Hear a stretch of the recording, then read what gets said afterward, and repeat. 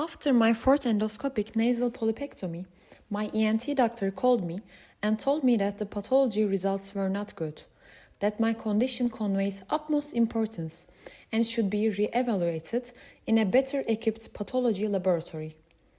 Before I could recover from the shock of this bad news, the specialists of our clinic had already taken the pathology specimens to a well-known pathology laboratory.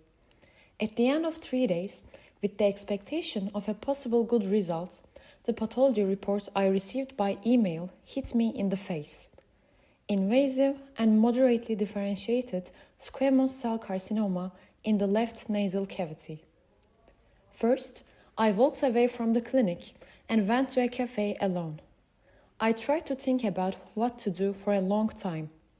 The thought of there is nothing left after this moment buzzing in my brain prevented me from making a healthy decision, and the life I have lived so far kept flashing before my eyes.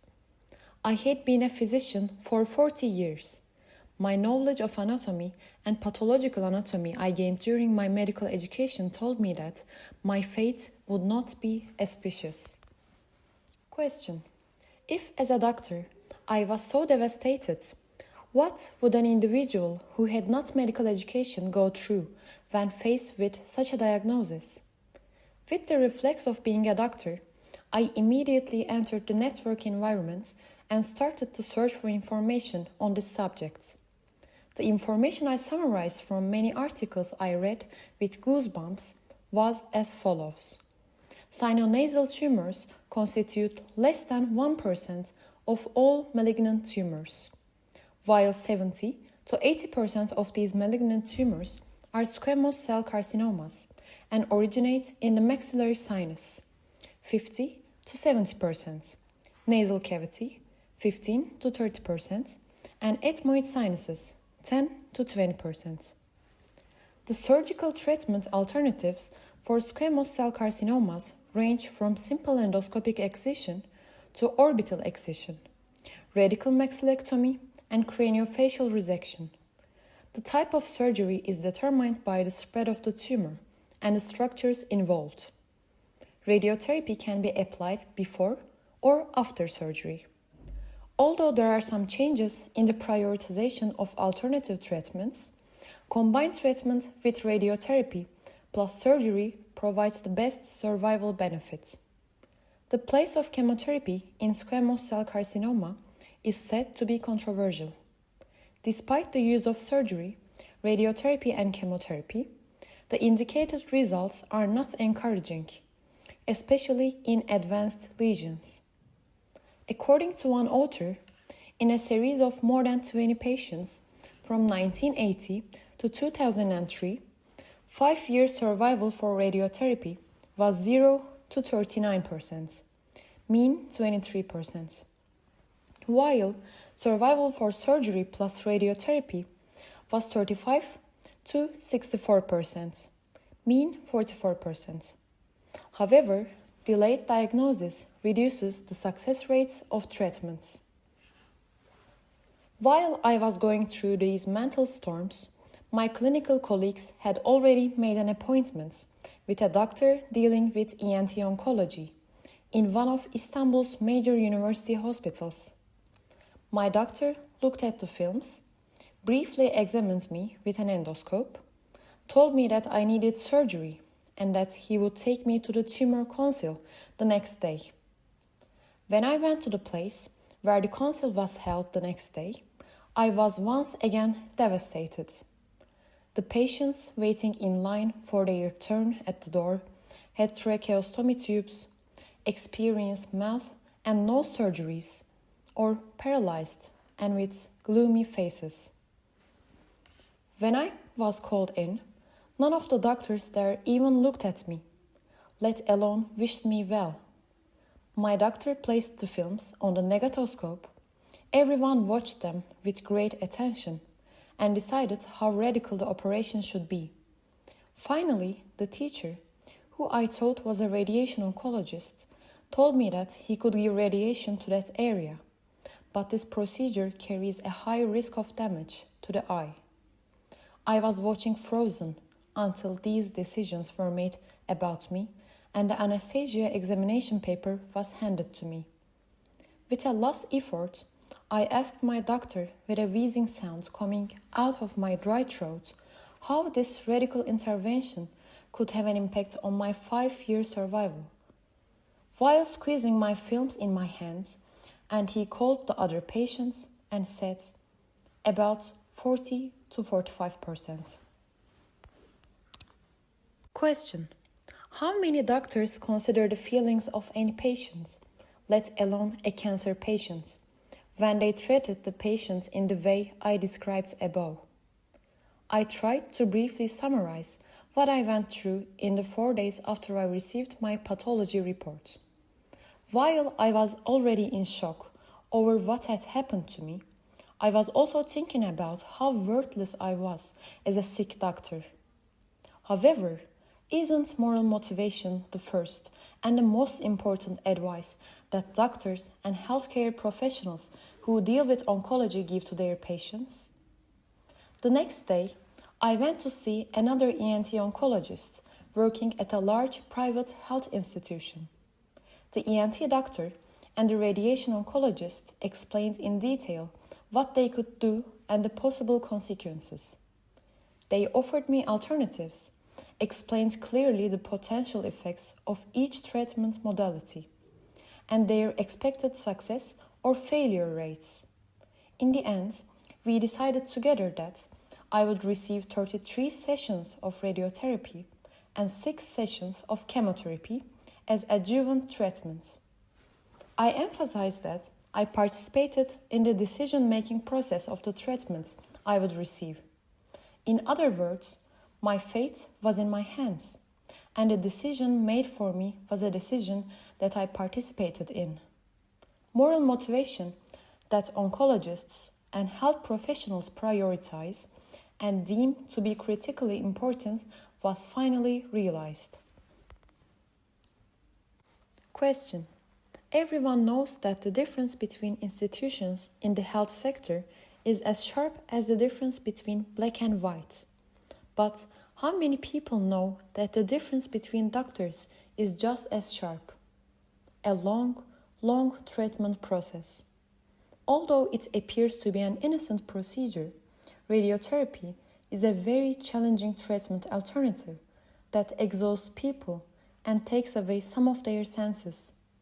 The so-called mild chemotherapy, which is delivered once a week, makes you feel weak for 3 days. Your appetite is disturbed. You have constant nausea, dulls your sense taste in your mouth. In addition, it is necessary to eat well so that your blood levels do not drop. It is completely a paradox. There is only one strength to endure all this torment: hope. These side effects will pass. The tumor will go away. I will be fine. In the meantime, one should not forget the cheers of the people in the stands. All my relatives and friends who called me kept telling me that I was strong, that I was a good person, and that, God willing, I would beat this disease. Naturally, what else can these people say? Question: have you ever thought about how can you say you will soon get well to a cancer patient, especially a cancer patient who is a doctor? Cheerings, treatments, efforts to increase hope and moral motivation. In cancer treatments, we are always dealing with a worn-out body fighting a physical war.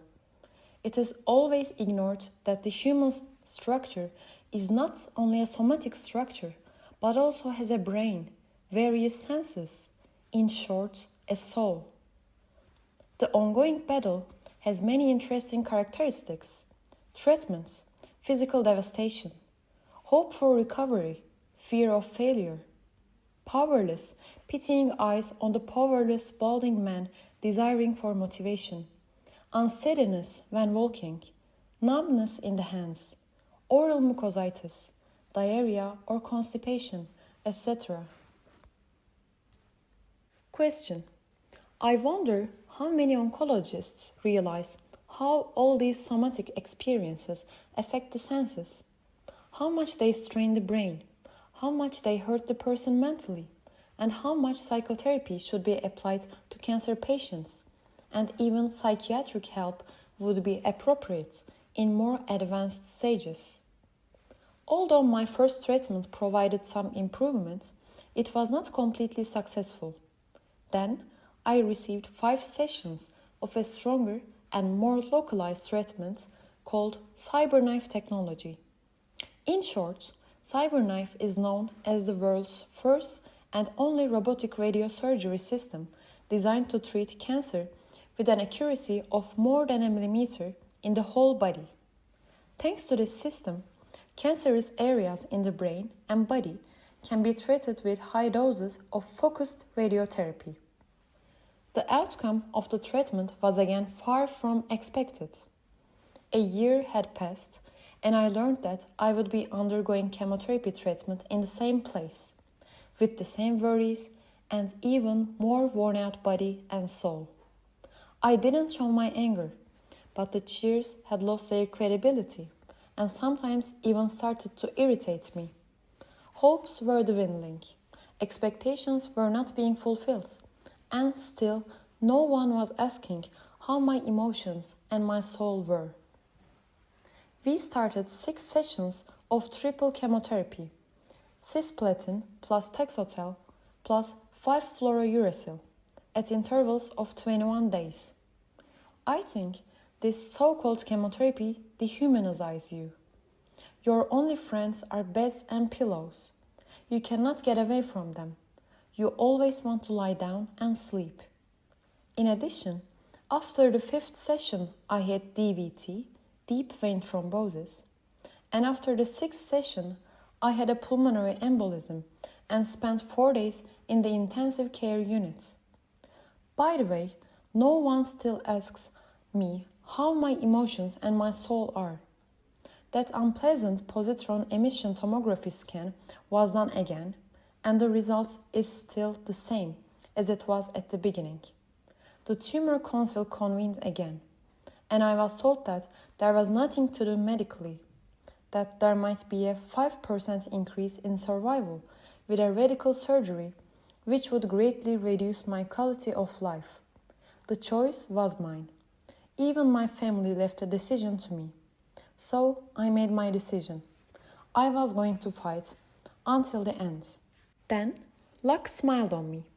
Professor Doctor, a professor of medicine who was my classmate, asked me if I would like psychological support for the trauma of what I went through and what I would experience from now on.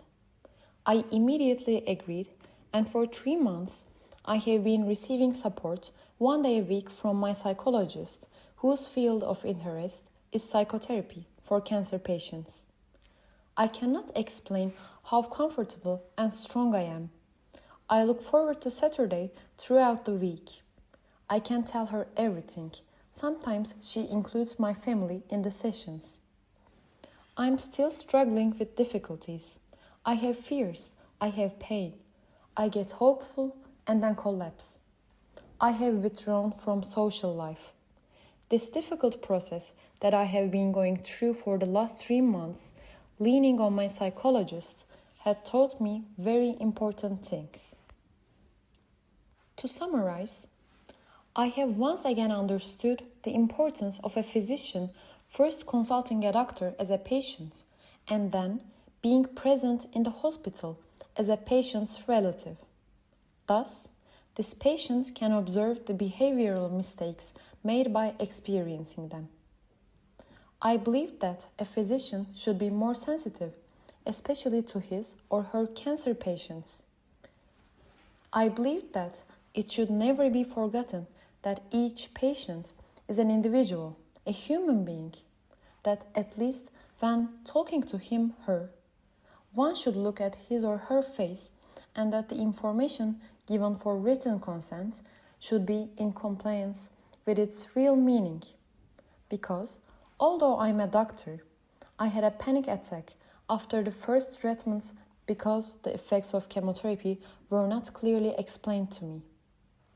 I have realized that it's very important to provide psychological support to all patients, especially cancer patients, if possible.